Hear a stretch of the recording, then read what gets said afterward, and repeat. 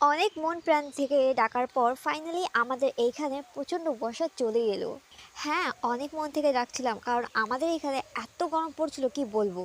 গরমের মধ্যে থাকতে তো পারছিলাম না, আর তার উপর থেকে আমার যে গাছপালাগুলো আমি লাগিয়েছি সেগুলো সব শুকিয়ে যাচ্ছিল। হ্যাঁ, পাইপের জল তো দিচ্ছিলাম কিন্তু তাতে কোনো কাজ হচ্ছিল না। আরও যে বড় বড় গাছ বাগিচাতে আছে তাদের তো দিতে পারি না।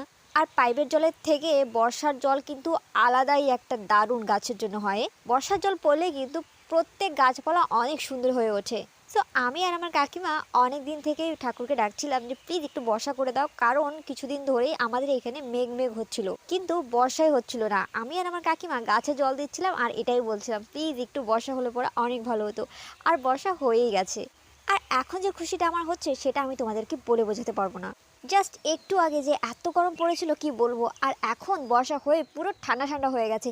আমি তো দুপুরের খাবার খেয়ে কম্বল মুড়ি দিয়ে নাক টেনে ঘুমাবো। প্রথমের দিকে কিন্তু আস্তে আস্তে বর্ষা হচ্ছিল আর তারপরে খুব জোরে হচ্ছিল।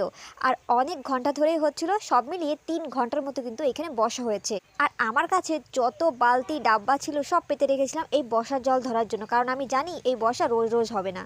আর এটা কিন্তু বর্ষাকাল মোটেই নয়, ঠাকুর আমাদের মনের কথা শুনেই জাস্ট কিছু সময়ের জন্য বর্ষাটা দিয়েছিল।